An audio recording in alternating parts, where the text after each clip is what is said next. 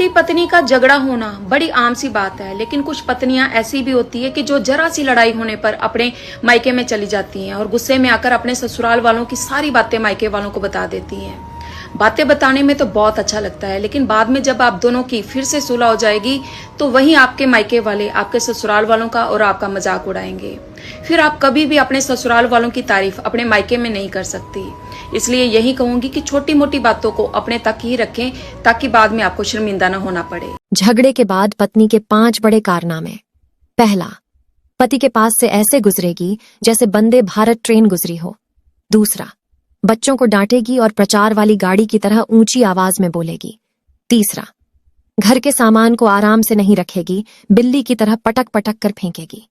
चौथा, खुद के और बच्चों के कपड़ों को ऐसे समेटेगी जैसे मायके जा रही हो। पांचवां, खाने में वही चीज बनाएगी जो पति को बिल्कुल भी पसंद ना हो। आपकी पत्नी झगड़े के बाद कौन सी कारनामे करती है, कमेंट में जरूर बताएं। एक पति को पत्नी से क्या चाहिए?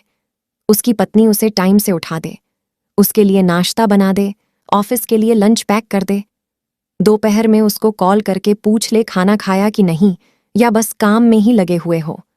शाम के वक्त जब वो ऑफिस से आए तो उसके लिए चाय बना दे, और फिर रात का खाना। रात में सोते वक्त पूछ ले कि हाथ पैर तो दर्द नहीं कर रहा है, दबा दूं क्या?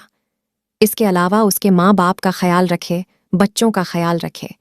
बस एक आदमी औरत से इतना ही चाहता है कि अगर वो घर के बाहर काम करने जा रहा है तो औरत घर का ख्याल रखे और उसे एहसास दिलाती रहे कि इस दुनिया में वो अकेला नहीं है, कोई है जो उसे खुद से ज्यादा। जब 18 के थे तब लगता था अपना टाइम आएगा, 30 साल के थे तब भी लगता था अपना टाइम आएगा, 40 साल के हुए तब भी एक आस बची थी कि बच्चे बड़े हो जाए फिर अपना टाइम आएगा।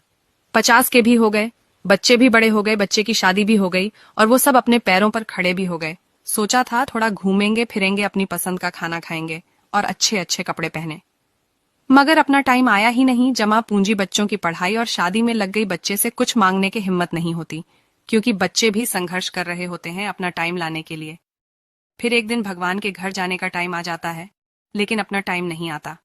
इसलिए जो चल रहा है उसी में से अपना टाइम निकाल लीजिएगा, थोड़ा बेवजह भी मुस्कुरा लीजिएगा, वरना सारे अरमान धरे के धरे रह जाएंगे।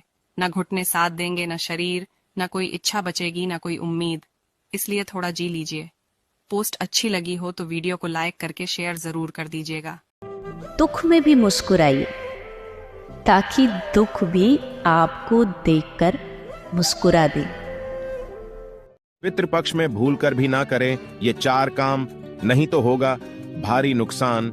जानने से पहले भोले के भक्त वीडियो को लाइक करके कमेंट में हर हर महादेव जरूर लिखें। नंबर 1, पितृपक्ष के दौरान हमारे पूर्वज पक्षी के रूप में इस धरती पर आते हैं, इसलिए इन दिनों गलती से भी उन्हें सताना नहीं चाहिए। माना जाता है कि ऐसा करने से हमारे पूर्वज नाराज हो जाते हैं।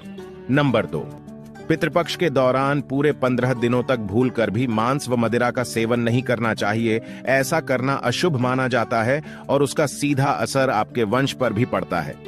तीसरा, पितृपक्ष में किसी भी तरह का शुभ कार्य जैसे शादी, सगाई, जन्मोत्सव और गृह प्रवेश जैसे शुभ कार्य अगर आप अपनी जिंदगी एक इंसान के साथ बिताना चाहते हैं तो आपको ये समझना होगा कि वहाँ बहस भी होगी, अच्छे दिन भी आएंगे, बुरे दिन भी आएंगे। आपको माफ करना भी सीखना होगा, क्योंकि शादी का मतलब सिर्फ घूमना फिरना, अच्छी अच्छी फोटोज वीडियोस ही नहीं होता, बल्कि इससे कहीं ज्यादा होता।